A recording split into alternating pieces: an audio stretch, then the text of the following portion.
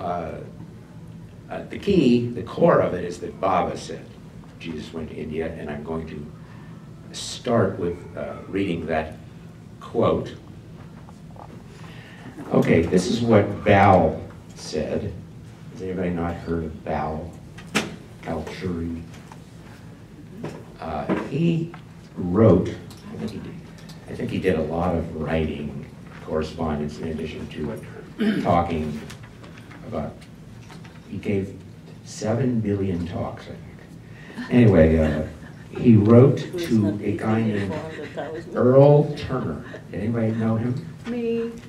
You know him? Yes. Okay, Earl Turner, if you need to know more about him, Mariah will tell you. He's just a guy. What?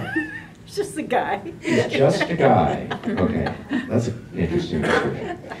This is what Bal wrote to Earl in 1992.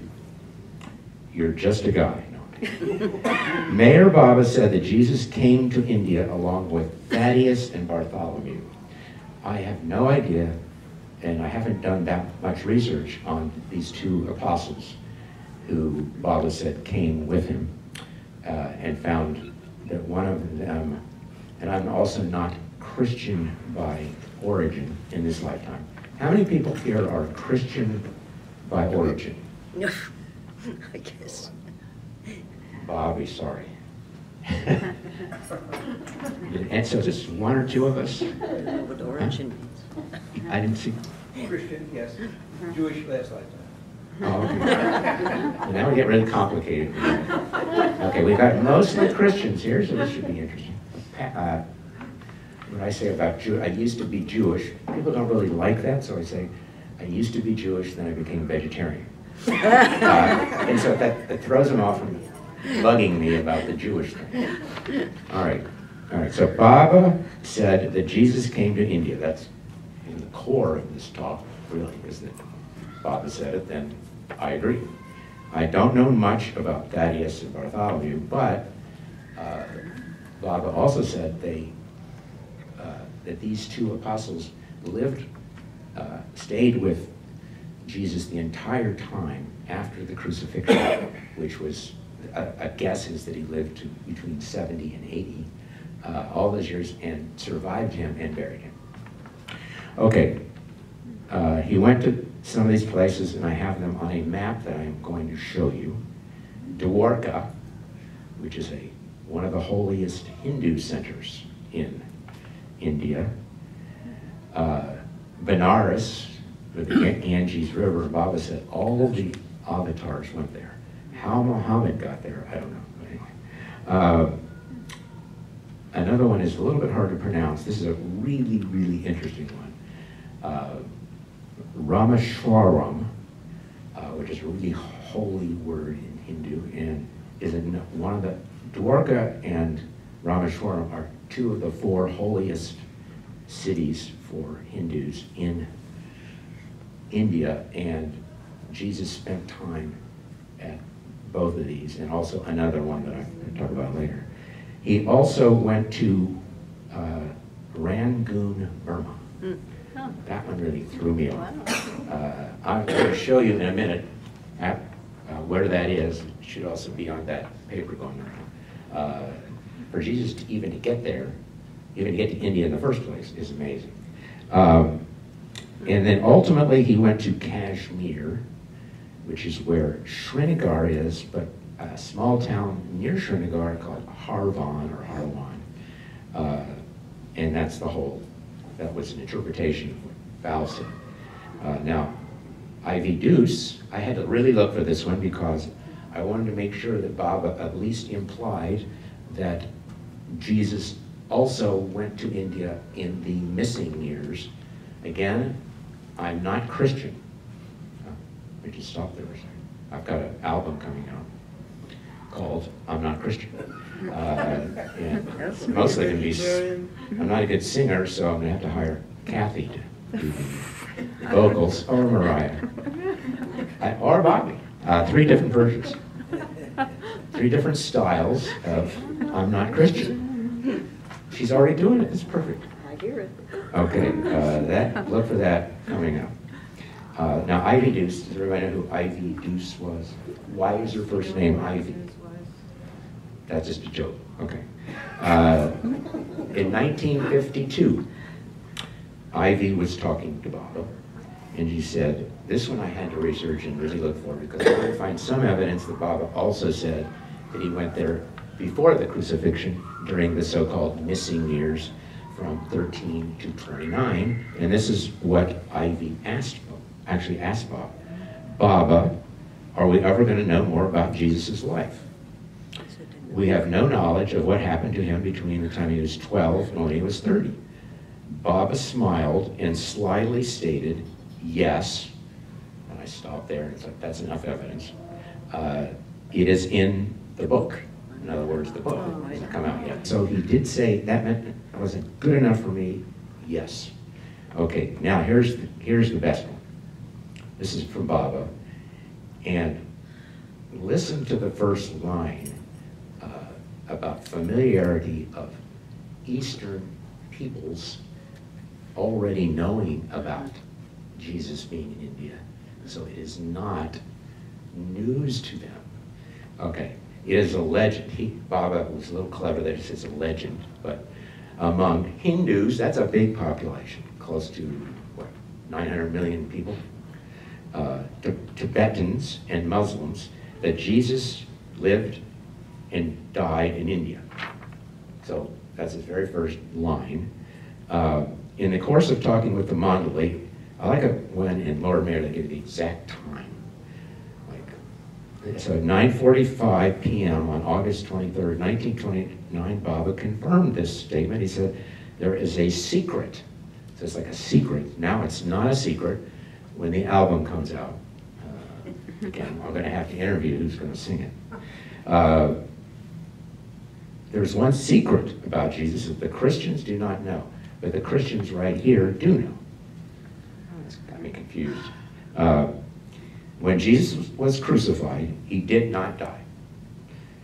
He entered the state of nirvical samadhi, the I am God state, without bodily consciousness. So he just, you know, if you're a perfect master or you're an avatar, I don't know if yogis can do it, but obviously he could just put, and he looked dead. I mean, he looked at him, no breathing, nothing. On the third day, he again became conscious of his body, and so he just got up. That's enough, 3 days. Enough for the future misconception, which people will write about. They'll think that I died, but I didn't die. So he got up, and he traveled secretly in disguise eastward to India. This was called Jesus' resurrection. I had a friend who is Christian and is still, she's a borderline Christian, so she's been in a lot of therapy. Borderline Catholic, I mean. And I told her about this, and she's pretty open-minded, and she said, but what about the resurrection? That's really going to mess up the resurrection. I said, yeah, that's the point. After reaching India, he traveled east to Rangoon in Burma. How many people have been to Rangoon, Burma? It's very popular. No, I'm kidding. It's not called Burma anymore. They changed it to the dictators there changed it to Myanmar, which is supposed to be today a very unpleasant place to be. When his work was finished on earth, he dropped his body and entered nirvical samadhi, in other words, permanent nirvical samadhi. He was buried in Kashmir in Harvan. Harvan is 12 miles from Srinagar. Srinagar is a regular tourist city.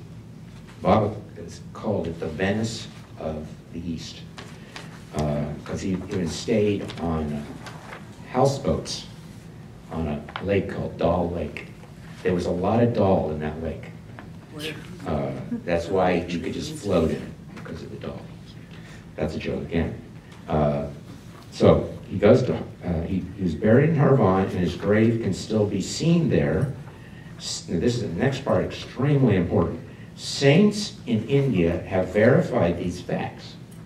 And I have found one who wrote a book about it, about Jesus' travel, and mankind will soon become aware of, got a wrong word there, of them.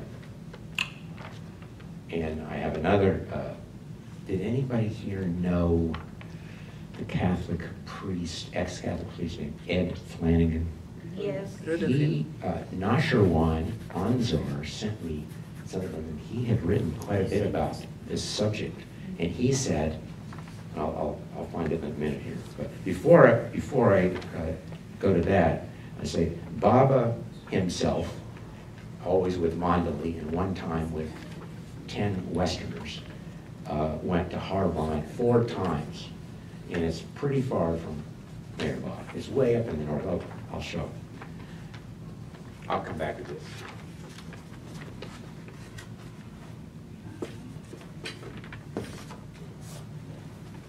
But yeah, right. This is where Harbon and Srinagar is, and you know, Mayor Bob is way down here. But Baba went there 4 times: 1929, 1930, 1933, and 1944. So that's a lot of times. Every time, I think I brought the picture. There's one specific picture where Baba is pointing at Jesus' grave. And he said to the Western women, 9 out of the 10 and 33 were new Western women, meaning they had only just heard about it. And Bob said, come over here, we'll go, and I'll show you where Jesus was buried, if you want to travel an incredible distance. So that's all the way up here. And this is in great conflict today. It's split halfway between Pakistan and the other side China, and there's wars going on there. It's split right in the Srinagar area. Okay, so one more thing about Ed Flanagan was interesting because I believe he is one of the rare priests, official priests who became a Bible lover and then got interested in this near the end of his life. Or it might have been not near the end of his life. We're not sure one had it. Let's see here. Yeah, here, Ed Flanagan wrote. So he only died 2 years ago, I think. I don't know where he was. He was here.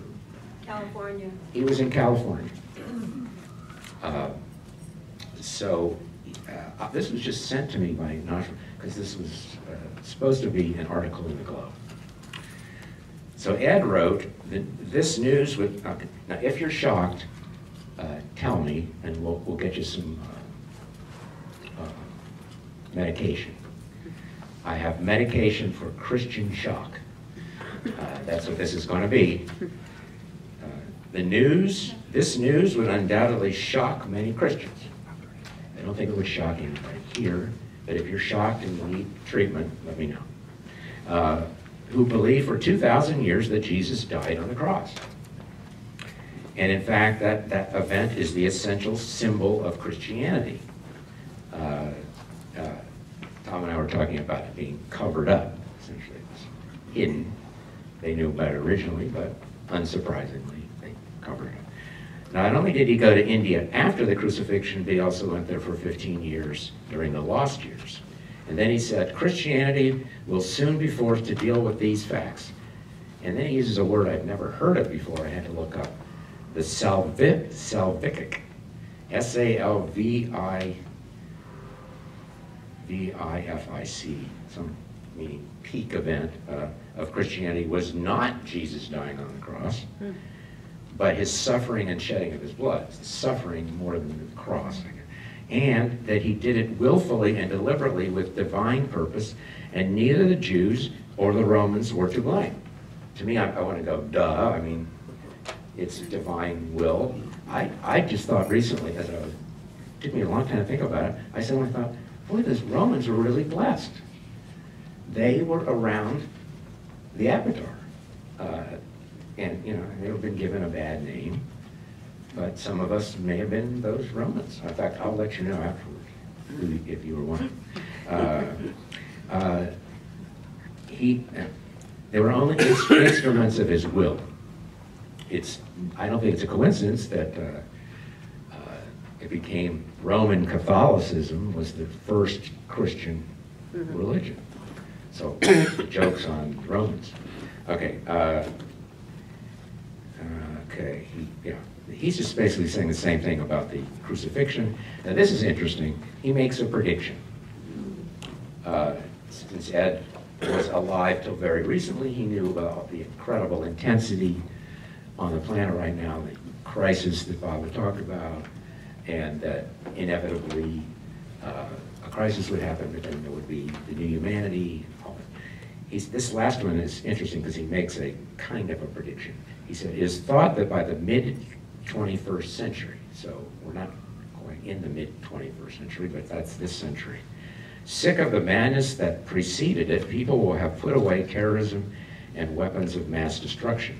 They will turn into plowshares to save what is ever left of the world and follow their newly awakened hearts to the new dispensation of divine love that will culminate the Avatar's universal manifestation. Mid-21st century. And he's relating it directly to the truth about Jesus being in India. Not just Jesus being in India, that's sort of interrelated. As Bob is. So over here, to the core, what's the core? What did Jesus do? Oh, by the way, I am Jewish, and I know his original name was Yehoshua in Hebrew, which is the same as he actually spoke Aramaic, which is almost identical. Yes? I want to say, now that you mentioned that, his name, and I took a trip many years ago. Bobby is speaking. I'm not sure she's coming across. Okay, many years ago, after you mentioned that name, Jezu or whatever. Yeah. Many years ago, I went to Kashmir. You did? Wow. And there is a grave site that's in Srinagar that says Jesu, so people there just think he was very That is rare. not the right site, but go But ahead. it's not the right site, but It's they- still major. They still believe and know that Jesus was Yeah, there. there's a whole site. I mean, a whole thing Yeah, is, like it's a- called Roosevelt. Yeah, like you go in as just And it's got, Samadhi kind of even thing. has a thing with supposedly a footprint of Jesus is next to it. But that's a big Yeah. tourist site, and it's very close, so it's still a good thing, I think. What So, took you to I Srinagar? wanted to see, I was curious about all that. Wow, I didn't know you did Friend.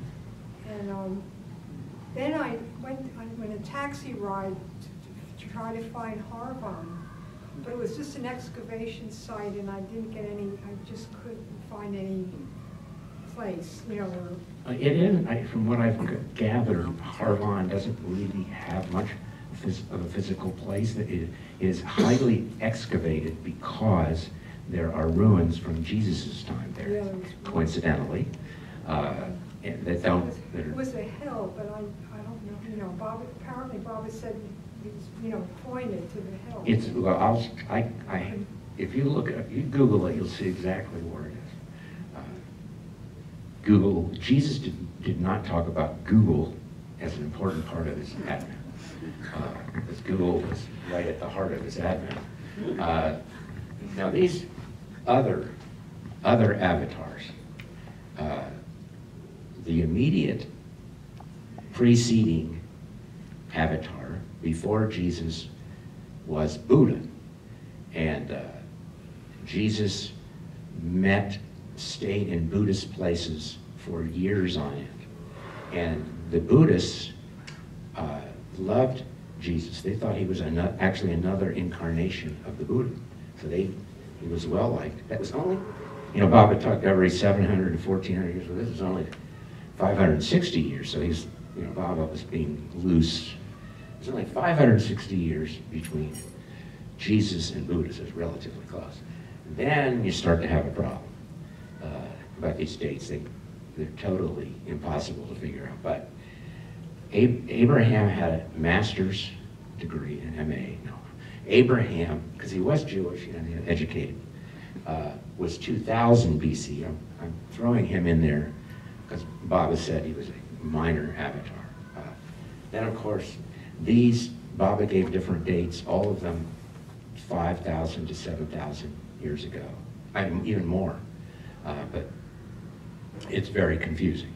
But the Ram, Krishna, and Zoroaster, Jesus' mission, this is my, not an opinion, it's a conviction, because he was the avatar. He did what all avatars do, which is to bring a deeper love of God to everybody, all over the planet. Just his mission was so far broader than what is commonly thought. He traveled for decades continuously in many countries, in addition to India, constantly giving this message after the crucifixion. But this is how I, since Bob encountered all of the avataric religions as of his time, he didn't meet any Muslims. Why?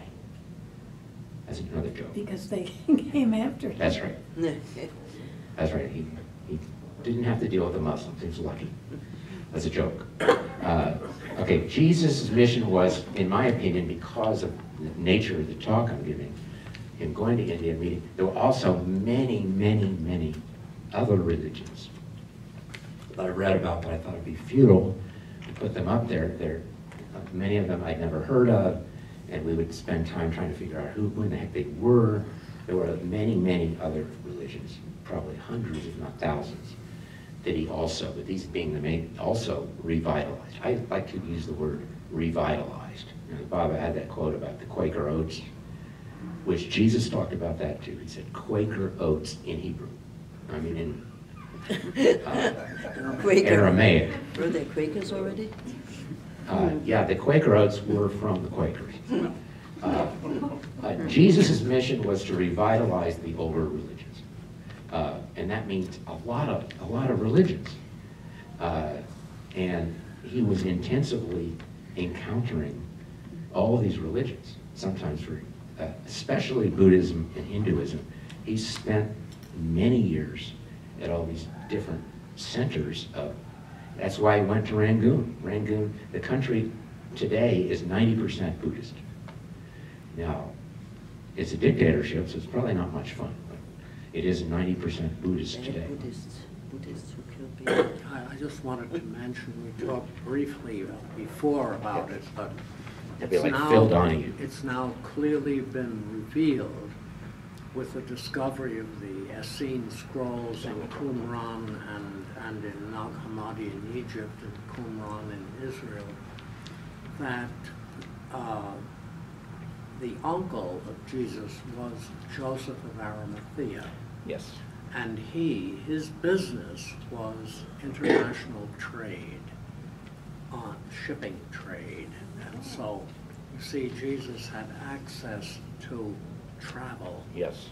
And this explains that, because people would want to know, how did he get there? I mean, how could he get there? Well, I'm going to definitely talk about that. Yeah, his uncle was, He called him Uncle Joe. Supposedly. Joe, should I walk or should I walk? You can take it. Yeah, that's right. Did anybody actually hear what Tom said? Yeah. Oh, you did? That's good. I did. Supposedly, Joseph took Jesus to Great Britain Yeah. in Glastonbury, Exactly and right. they Yeah. honor that. That's why there I are think still, that it's is not a amazing true, today, there in are my opinion, from my ancient, research. there are ancient. There's no evidence at all from any of the research that he went to England. Okay, the Englanders. Sorry, Englanders. Anyway, there are other theories, but This was as a child. I know, he Okay. didn't go there. Yeah, the ancient myths. He went in to- England he went that to Jesus India. had been there. So, And people wonder, how could such a thing happen? Well, why wouldn't he, as a younger man, have gone with his uncle? well, his uncle didn't Visited. go, but I want to talk about the Essenes in particular, and Joseph. This Essenes is a really, I'm going to say this at the beginning, but, okay, so he revitalized all of Israel. Think about how much more major his mission was, and also there's very strong evidence that he had evidence from people from the Far East, as far as China, were coming. Said his influence was revitalizing a lot of religions. So I'm going to tell a story that I've never, about myself.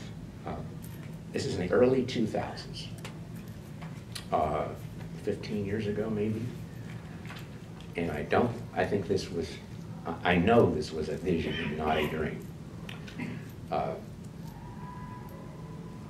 of my background is that I had infantile child abuse. I'm only saying this because it's important to the story, otherwise I don't want to talk about it. Very, very early in life. I spent many, many years in therapy. It didn't work, whatever that means. Anyway, but in the early 2000s, I had this vision. I know exactly where the abuse happened. I used to live in Ohio. I was raised in Ohio. I'm the oldest, and it later became my sister's room. So I'm in this, I'm going to call it a vision, walking upstairs. The room is immediately to my right. I look in the room, just outside the room, and there is Jesus. Exactly, and if you ever had, anybody knows anything about infant or very early abuse, you can't really remember. It's just too early. You can guess, I've made a lot of guesses, but I had guessed that it had taken place in this spot in that room where I would have been as an infant. And right exactly on the spot, Jesus was standing. That, in some ways, changed my life because my whole view of this abuse was abuse. I mean, I'm a Bible lover, but still hard to get past. So there's Jesus, and we start talking to each other. I suddenly reverted back to whatever I was in a past life, and we started talking to each other in Aramaic. And I was literal. This was literal. This was not a dream. He called me by name, and I struggled to try to remember. It started with an ah sound. That's all I know. He called me by name. We had a little chat. I knew him in his time. That's the story. That was the most real experience of my life.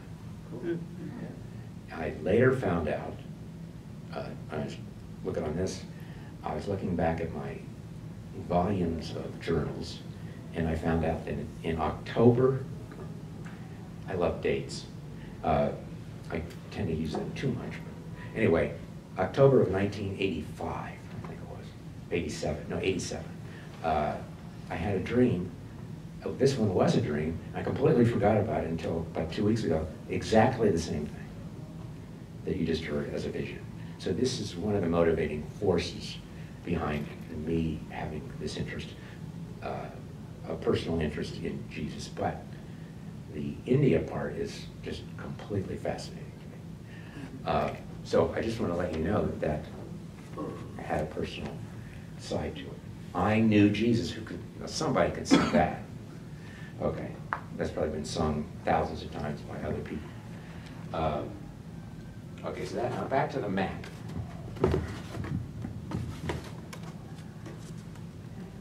Randy, Yeah. on this map you have Mary's burial site. Yes, that's a little bit debatable because Baba didn't mention it, but in many of the books I read, and I read thousands of them as a child. Which Mary to begin with? His mother. His mother. Oh, because it was Mary Magdalene in his life. No, his mother. Mary Most of it was, I read that there have been 50 books written on this subject. Some of them are from the Far East. Many of them said that, even though Baba didn't say it with himself, that his mother accompanied him in the post-crucifixion journey with the apostles. She died on the way, and they buried her in a place, and they named the city after her. It's called Murray, or Mary. That feels real to me, but It's close to Harvan, isn't it? yeah, it's not far. She hadn't quite got there, so she was like a long way. So Murray is where Mary, and it's again, it's a kind of a pilgrimage site for some people. So here, I put the Jesus picture on there just to let you know that Jesus was there. Jesus himself told me to put his picture on there. There is, if you can see it a little closer, there's Jesus standing on a mountain, maybe in India.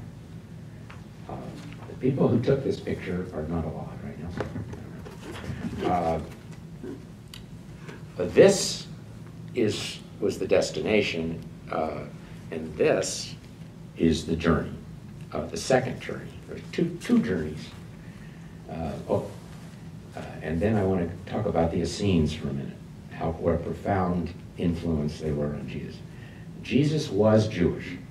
However, let me come back to that in a second. I'll be saying two things at the same time of a different nature. That wouldn't be the first time. But essentially, on his second journey, and then we'll come back to his first journey, he went on something called, the reason that he could do it, and everybody that I read said he was able to do it pretty easily. I mean, if you want to walk 3,000 miles, they had caravans. And 2,000 years before Jesus, they had what was called the Silk Route. And there were many different routes.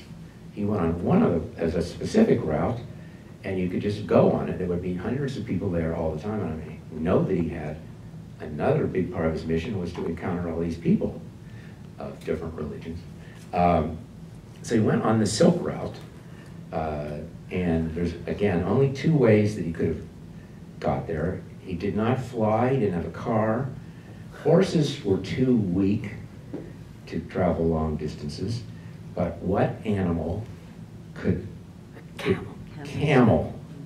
So camels were used if you would want to ride. It sounded like, from what I read, that he did not get on a camel that much. But you had to take a caravan. That makes sense. You know, it's a long, difficult.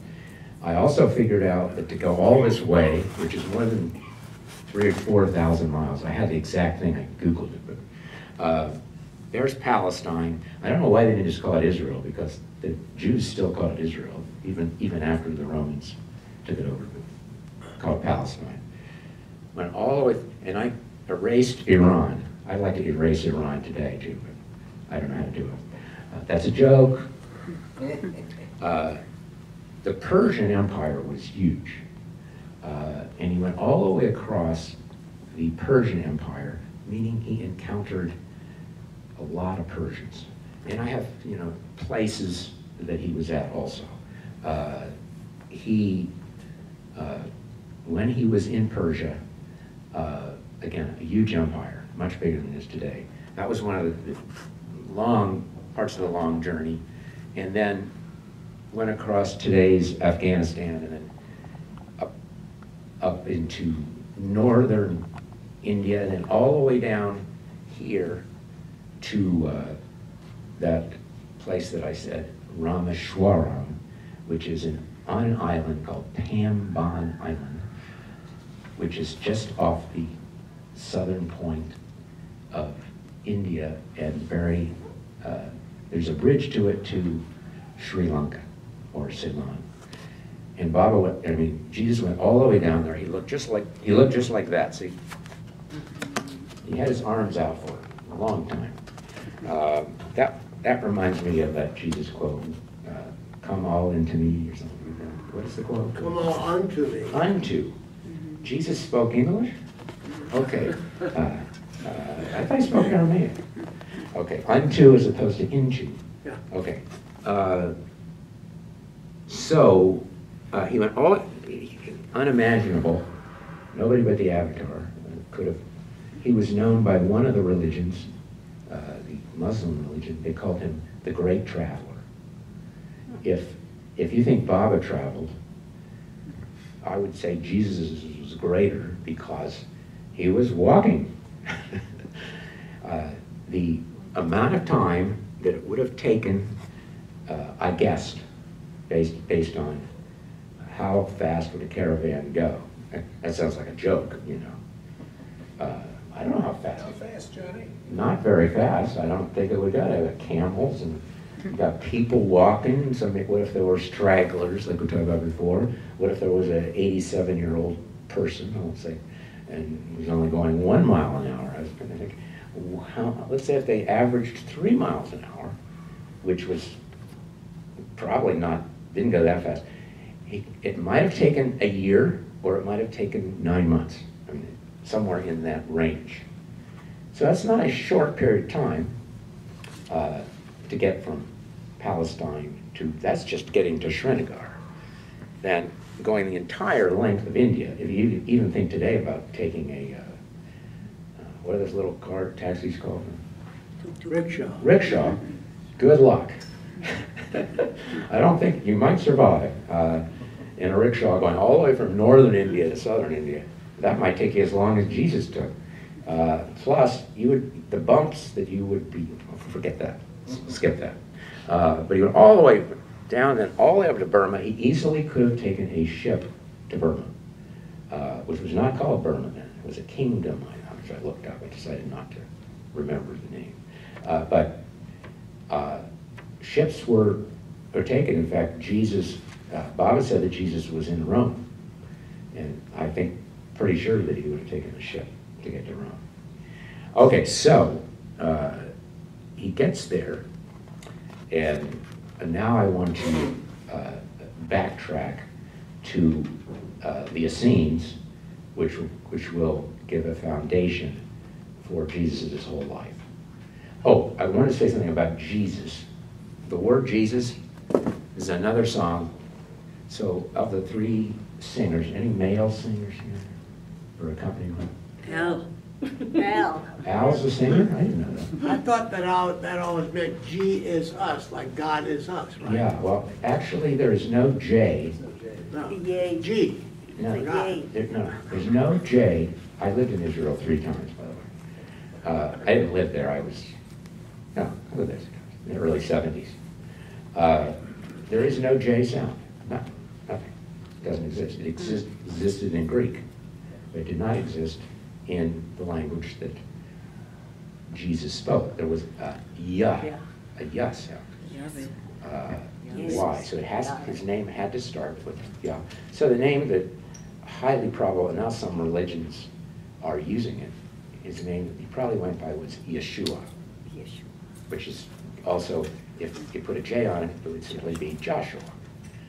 So if they said Joshua, would have been closer than Jesus. But I don't think Baba cared about that stuff.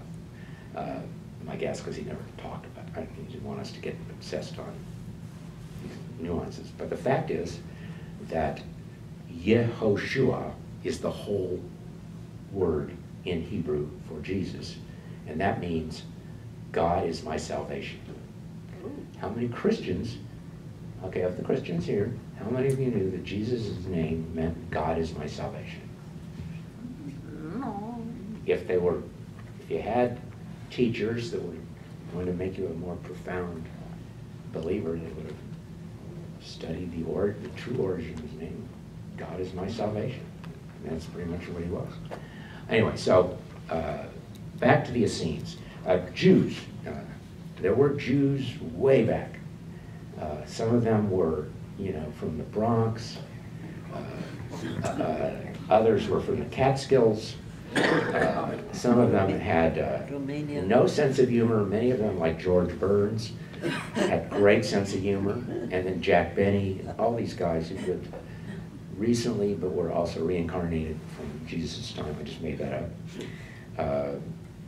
They had a specific kind of humor. And Jesus would have had a sense. I'm going to add that this is a totally spontaneous moment. Has anybody here read the book Avataric Advents? Yeah, I think I did. Nobody? I think it's the greatest book. Have you read it? Who wrote that? Is that? James McGrew, Yeah. Yeah. who met Bob. He was one of the young men who met Bob in the 60s. I got it in India, and very few people other than me seem to have read it, but he has an entire chapter.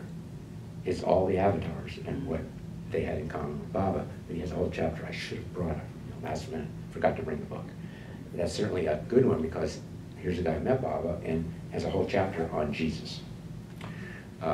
He doesn't worry about the Yeshua or anything. He just goes with the Jew. Now, the Essenes is something I never thought about until very recently. Nasherwan also sent me something about this. Jesus was an Essene,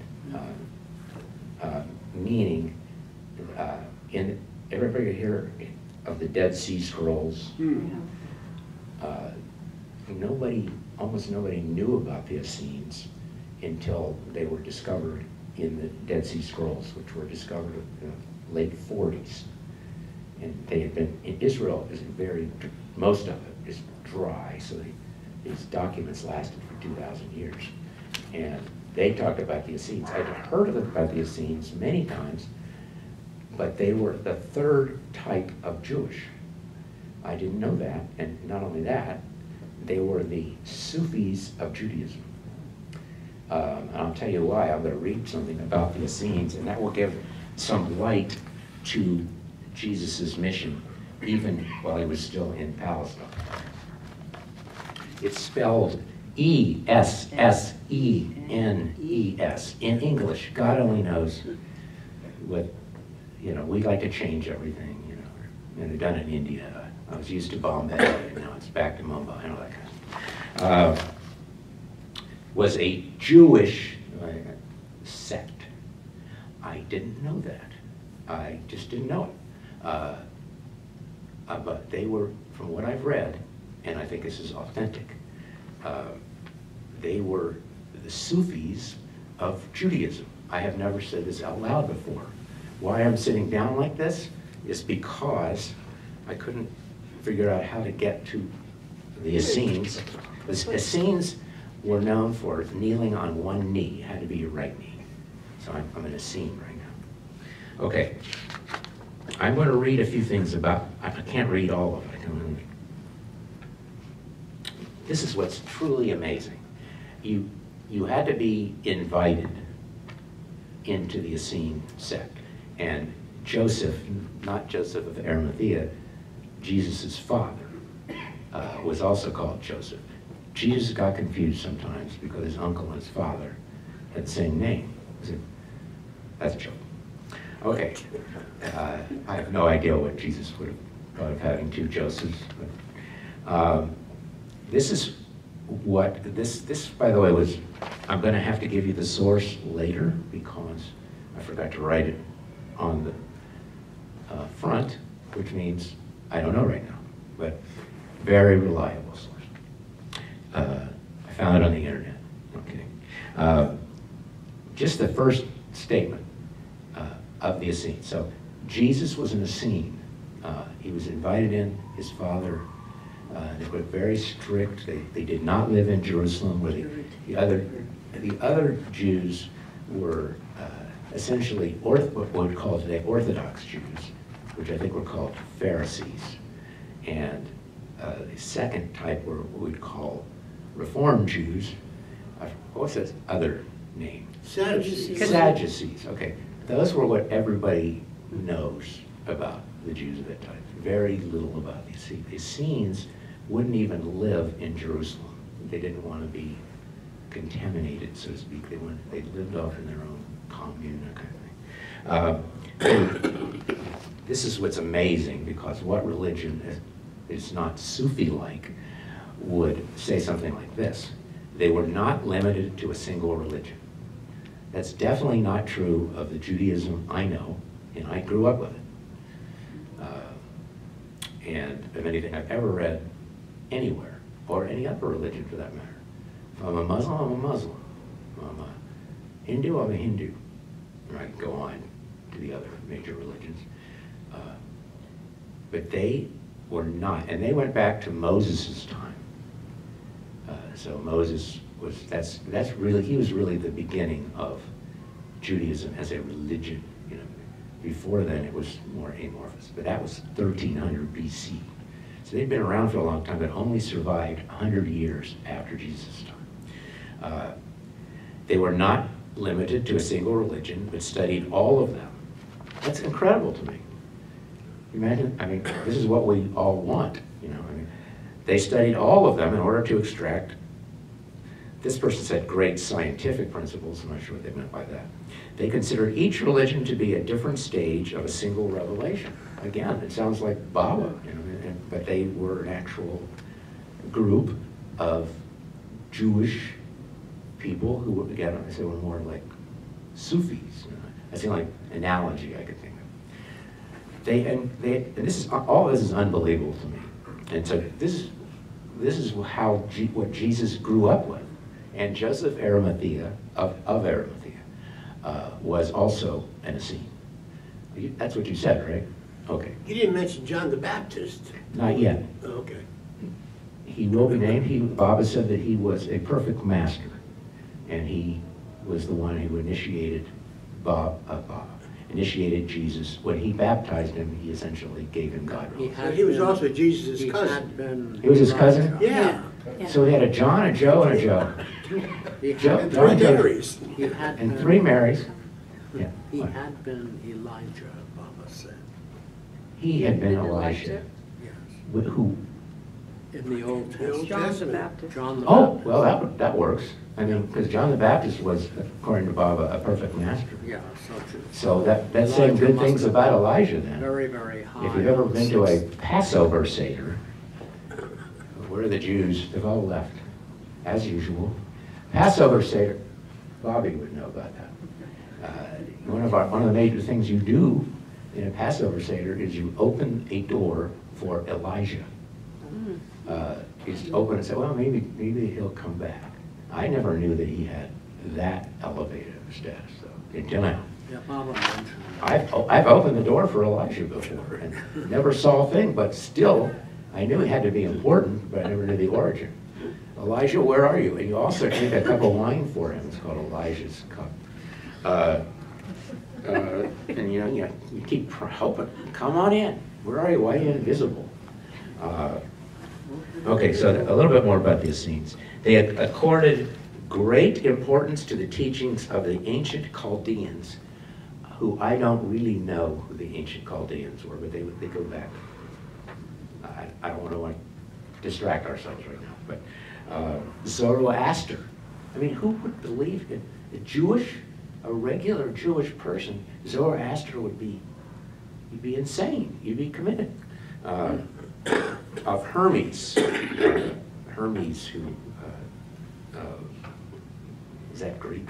Yeah. Yeah. Hermes Trismegistus. Yes, exactly. Well, I wasn't going to try to pronounce it, but that was very good. Of his last name, had a last name. I said Hermes. Of course, we also had a Hermes who wrote Lord Mayor. And to secret instructions of Moses, who Bob said was for a while on the fifth plane and then in the sixth plane at the time of his death. And they had transmitted techniques similar to Buddhism. So Jesus grew up with a universal religion, of course. That's, I'll say one more thing about the Essenes. They consider themselves to be the guardians of divine teaching. This is nothing in Judaism, what I call regular Judaism, at all about this. And again, I agree with Tom. I think this was also hidden by the authorities, probably some of those, what was the name of the two groups again? Sadducees No, the and other group. Pharisees. The Pharisees were the Orthodox. The Pharisees and people like them would have covered up the Essenes. They would not have spoken about it. They didn't like Jesus, for that matter. They were the group that really hated him in many ways. So they were the guardians of divine teaching. They considered, this is a wonderful statement, again, that Jesus grew up with. The Essenes considered their brotherhood sisterhood. That sisterhood is a deliberate statement by them. As the presence on earth of the teaching and the sons and daughters of God.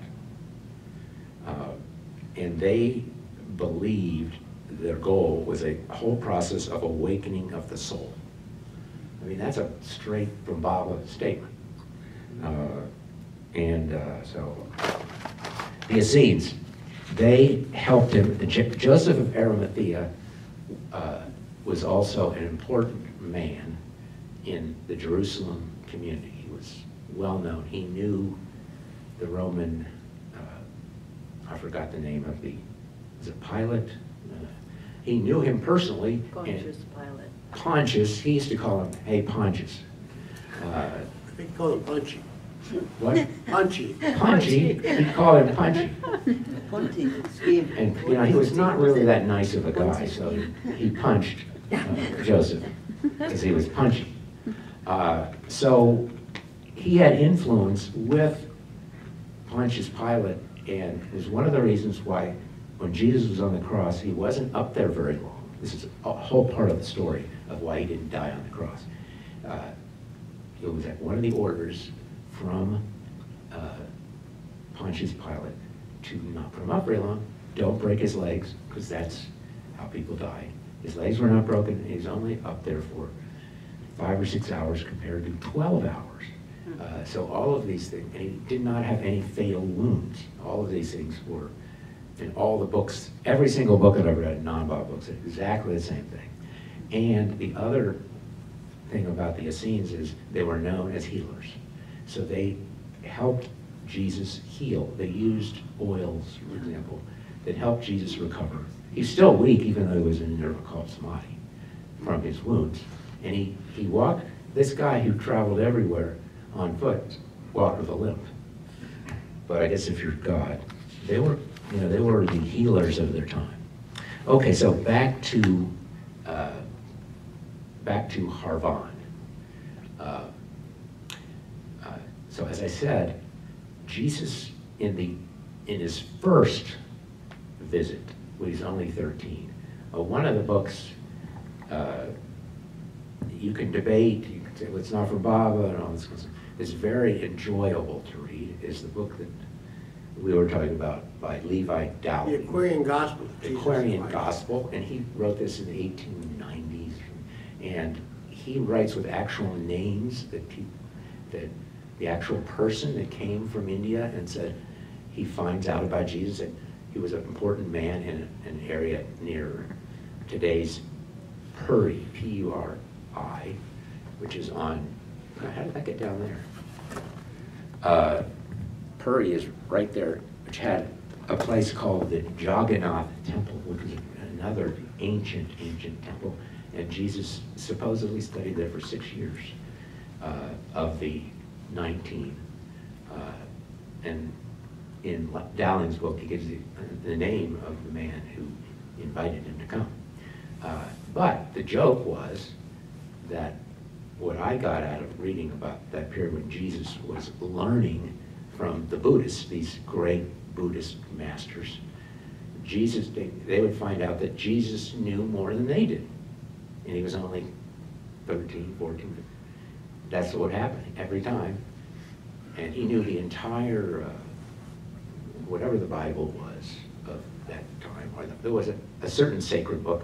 He just memorized the whole thing, and he spoke perfect. There was a language at that time that was the Buddhists used. He spoke it perfectly, without an accent. No, I'm making that up. No, he had a Yiddish accent. Harvan. Here is a picture of Harvan.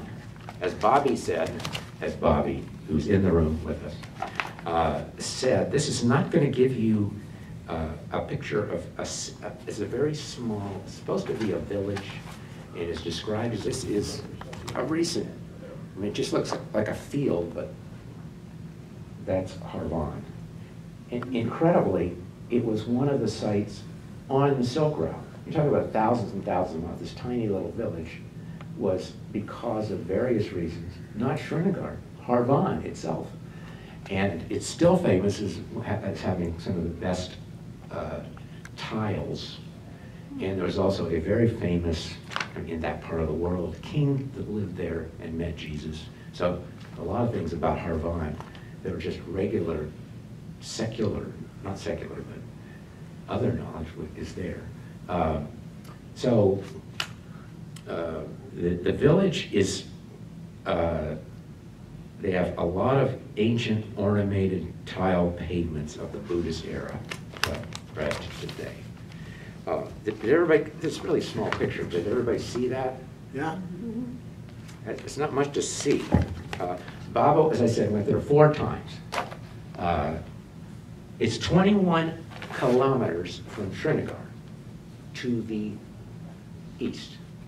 So that's only about 13 miles. And there are roads there now. You could drive it. Don't have to walk like Jesus did. Okay, so this is Jesus in Harvan. I mean, Baba in Harvan. I got this out of Lord Mayor. There's another picture that you've probably seen, or somebody's seen it since I have, that when he went in 33, people like Elizabeth were with him, Kitty, a lot of the women who would, and only one man, and then 10 male Indian disciples. Again, I thought that almost all of these women were Christian. So another reason Bob is inspiring them. It's only been less than 2 years since they even met Bob, 1933. So Baba took them there, and he points up. There's a picture in Lord Mayor of him pointing to say, that's where Jesus is buried, on that mountain right there.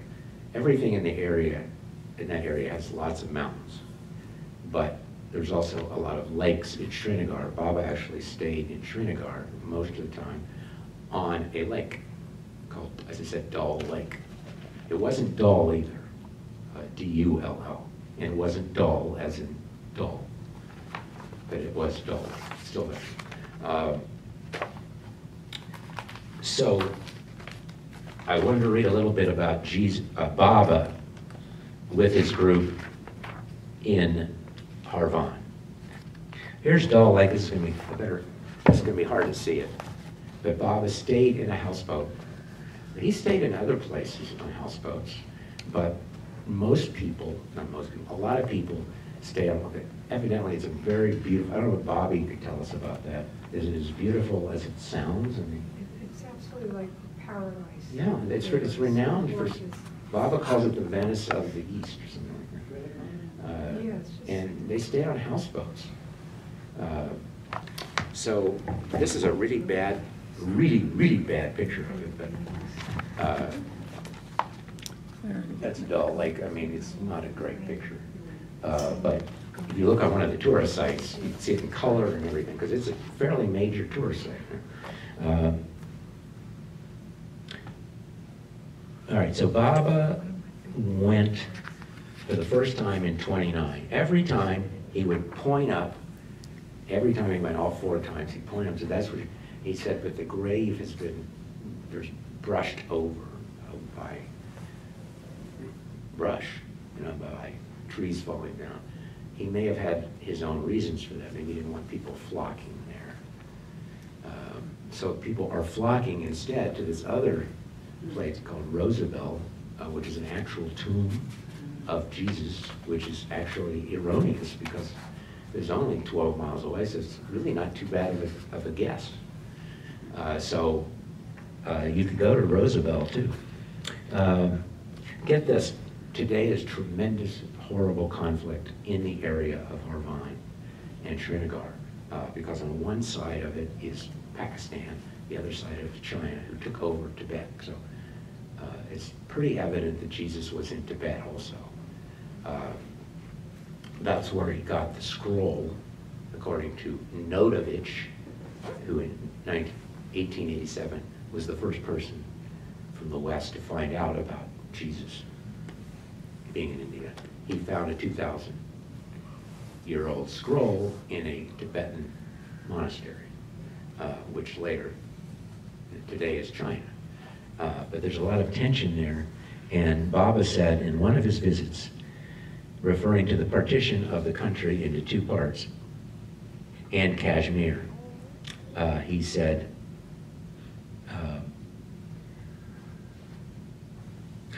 that would be, let's see, Baba was referring to the partition of the country into 2 parts. I forgot the state. Oh, here we go. 2 mountains will bump into each other and will become separate.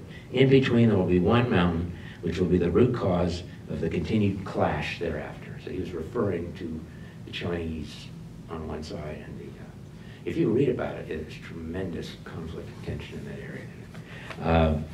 During their stay, Baba once took the women to the village of Harvan. So this being the Western women. Some of them, a couple of them were from England. I have to list somewhere. By the time I find it, it'll be too late. But I know for sure one of them was Kitty, another was Elizabeth, Margaret, all of the corps, and one of them was a young girl, I think. Her name was Geeson, Vivian Geeson. I think she was from England. Okay, during their stay in Harvan, Baba once took the women to the village of Harvan. During their stay in Srinagar, he stayed in Srinagar. Baba once took the women to the village of Harvan and showed them where he had sat in seclusion in 1929. So in 1929, he sat in seclusion for 2 weeks. And it took a while, as he had in other seclusions, to the great labor and difficulty of the Mandalay. You had to set up because it was going down on the side of a mountain. Anyway, where he had sat in seclusion in 1929, pointing to a place in the mountainous area, he remarked, "That is where Jesus' body is buried." Something like that. There it is. You can't see it because it's been covered over. So Baba knew exactly where it was. Baba also took the women on a tour of Srinagar. Well, that's not as important, but he did take them on a tour and showed them other places of interest. So they got to see, by pointing, exactly where Jesus was buried. They stayed mostly on Dal Lake and trying to find where the story of a young boy, I'm going to skip that, but a young boy had a dream about Baba and ended up seeing him, had never heard of him. He's like 5 years old. Comes up to Baba's houseboat on a little boat and said, "I know him, I saw him in a dream last night." And that was just an unknown boy. Okay, here's what he said about this Harvan area. "This is one of the most beautiful spots on earth. The Westerners found that a spiritual presence pervaded the atmosphere. An indescribable peace and serenity were felt at Harvan." That was written by Bao. I mean, it's in Lord Mayor. And then another thing was there were some borrowed agents. Now, why would you have to borrow an agent? That's a joke. I don't know what a borrowed agent is. You go to a little place where they're hanging out at a bar and say, "Is anybody here borrowed?" "No, we're regular agents." So borrowed agents, as opposed to regular agents, were in the area. As they were returning from Harvan, a short, scantily clad man rushed out singing and dancing from a side path and began to run after their car. That shows that this was, even though it was in the early 30s, Baba was already riding in a car. Okay, so Baba smiled at him. One of the women wished to give him money. Baba restrained her. He warned them, "Do not laugh at what seems to be strange behavior. He is not mad." Baba later informed the group he is a borrowed agent, which I don't really know. Does anybody know what that means? I think it means it belongs to some other master and not to Baba directly. He has direct agents and he has indirect But he agents. borrowed them. He did. It was some other master. Oh, you're joking. Okay. No, that's the truth. That's the absolute truth. Okay. Do not laugh at what seems to be. He is not mad. Baba later informed he's a borrowed agent who has to appear mad. That's interesting. He has to appear mad. Can imply from that if he wasn't, he'd be thronged. If that's not really a word, is it? Thronged with people to carry on his spiritual work. And he said there was 3 other agents in Kashmir. Kashmir is not that big. I mean, it's big, but not really big. To have 4 agents, it's even better than that 1965 show with Don Adams. What was that called? Get smart. Get Smart. He was an agent, and he wasn't borrowed. He said there was 3 other agents in Kashmir, all old men, and not the mad type. So they probably were just appeared like a regular person, and nobody noticed, but they were agents. So that's to me seems like a fairly big number. Okay, so just a little bit more about, all of this is in Lord Mayor. You can, just go to Lord Mayor. You see the 4 different times. Each one was a little different, but I feel the essence of it was to reinforce the power of Jesus' mission, to go all the way up there. I mean, with Baba again, not that big a deal. If Jesus walked it, then why can't Baba drive it? You know, sounds like a really bad Baba joke, but one afternoon on a Thursday, August 8th, 1929, my mother was born a few months earlier, unrelated to this talk. The villagers of Harvan were fed a bountiful feast by Baba's order and were very happy. That night, Baba split the night watch between Chanji and Buwasaheb. An early Mandalay,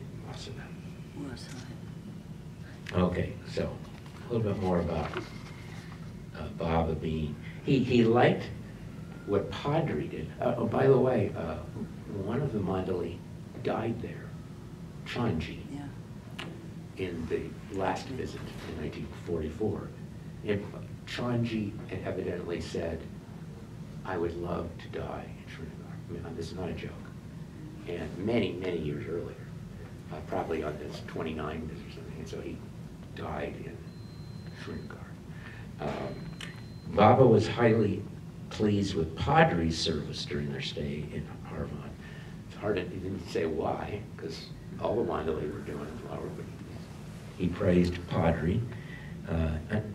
Now, this is for those of you who are vegans and other forms of, eating that is really purified. You might not like the next statement that Baba did. He was highly pleased with Padre's service during their stay in Harvan and presented him with the horns of a stag. Come on, Baba. I mean, why do you need the horns of a stag? That's a deer, right? A male deer. So Baba got the horns of a male deer and said, congratulations, Padre. Have the horns of a deer. I mean, I don't really know why.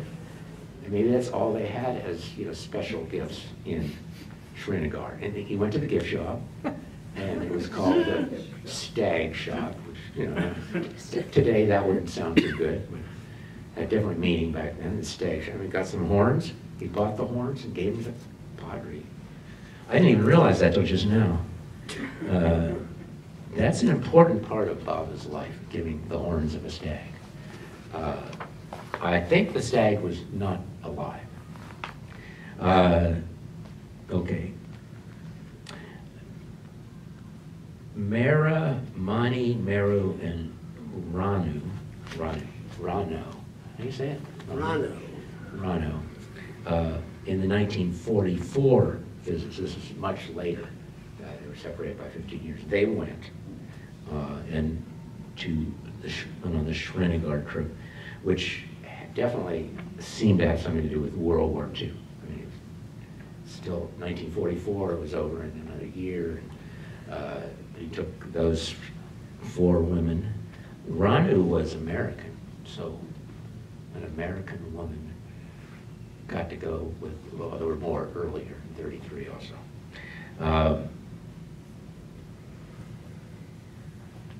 Here's a typical Baba. This is not particularly related to Srinagar, but another early Mandalay, his name was Krishna.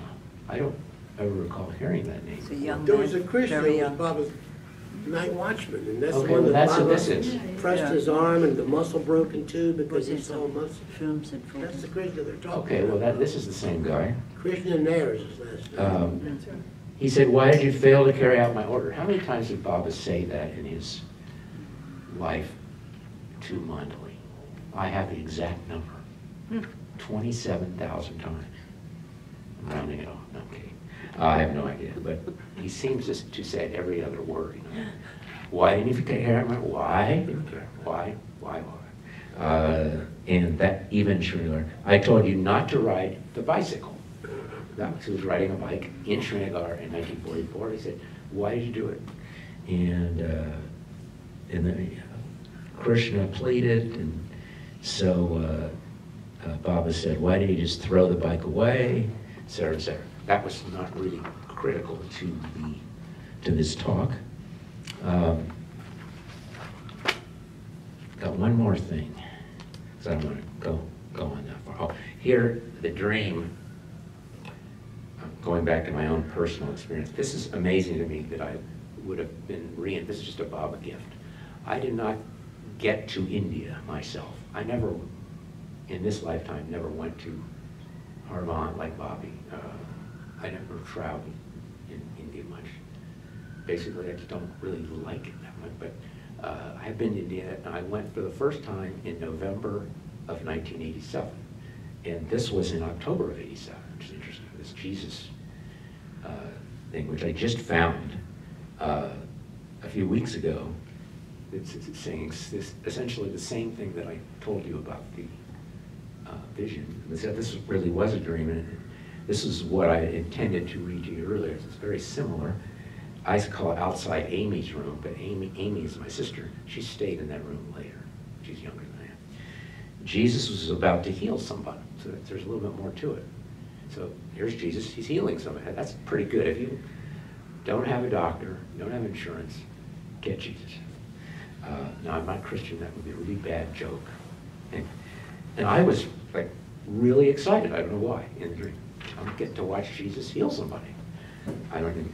So I go into the room, and I remember Jesus as someone that I remember like an old friend from the past. So that was years before a vision.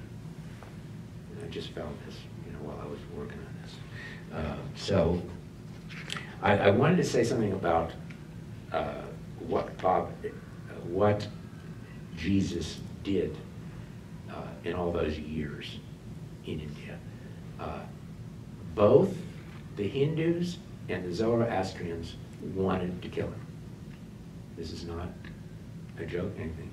And the Jews, some of the stricter Jews, they wanted to kill him. They were not the carry-outers. That's not the word. They didn't carry it out, but the strict Orthodox, long-term, old religious people, the Brahmins, had a plot to kill Jesus, and he escaped.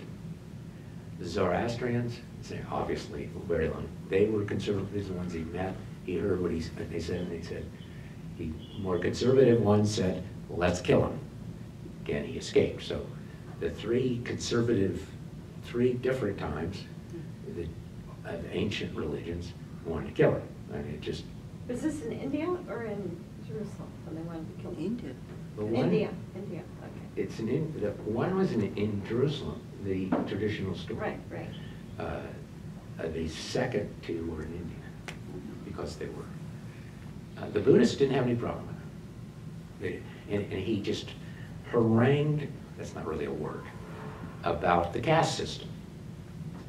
Even Buddha did the same thing. And he got into big trouble. That's why they went to kill him.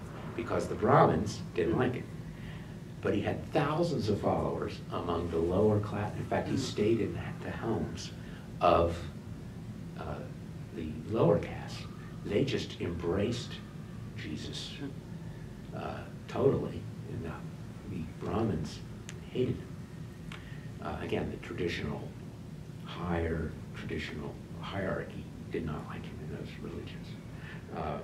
This is the first place. This is by the book that we were talking about before, The Life and Works of Jesus in India, from the Aquarian Gospel of Jesus the Christ. And this was written in the late 1800s. And it's become one of the more popular of the many. If you start studying, you find there's many of these books. But he supposedly channeled it, which gives a kind of weird flavor to it, but I like it.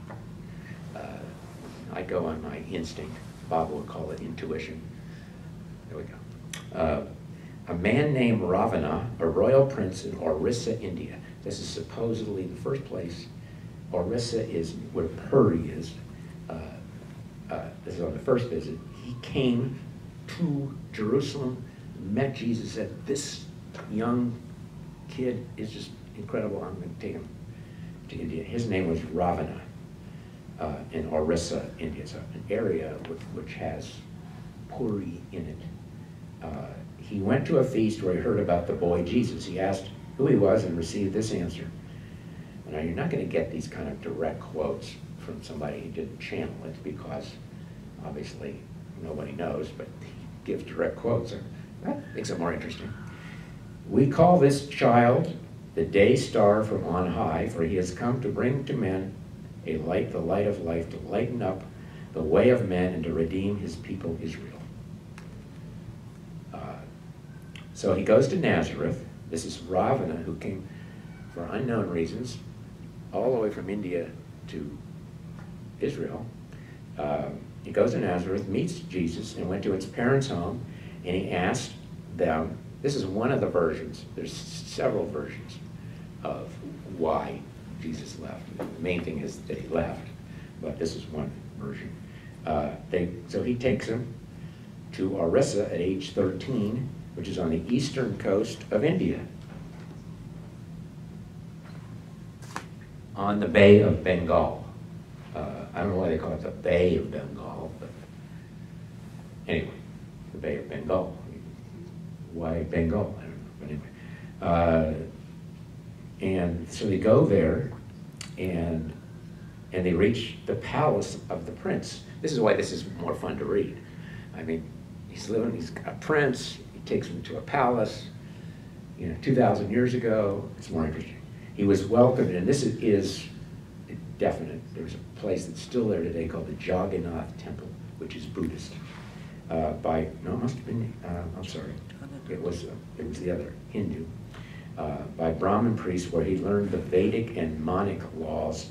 I do not know what Monic is, but it's something in the Hindu religion. Jesus explained to them the meaning of the laws. These were the highest of the high masters, so to speak, that were supposedly teaching this 13-year-old boy what their laws were about. And Jesus explained to them the meaning of the law. So if you're going to be the avatar, you're going to go. One of the priests in the temple was a guy named Lamas Brahmas. And he said, it is the consciousness of man is ought. I don't know what ought means. And that God and man are one. Salvation is a ladder reaching from the heart of man, the certainty that the man will reach the deific life. So whoever translated this was using 19th century language. Then he went to Benares, to the Ganges. Then he went to a place called Cuttack, which is near there, and then to Bihar, et cetera, et cetera. I'm not going to go on and on, but he went to, essentially, in addition to this, to everywhere in India. Every single place you could possibly imagine, he was there. And he was also in Nepal, Tibet, and definitely in Burma. This came from tracing a book that has a chapter called Tracing the Post-Crucifixion Footsteps of Jesus. And I have the website for that. That's on the website. Jesus, on the way, went to a place called Nasaban, which today is in southeast. This is the second, post-crucifixion. A place called Nasaban. It's now called Urfa. I'm sure all of you are familiar with Urfa in southeast Turkey. And he went with a few disciples. He went into the city to preach.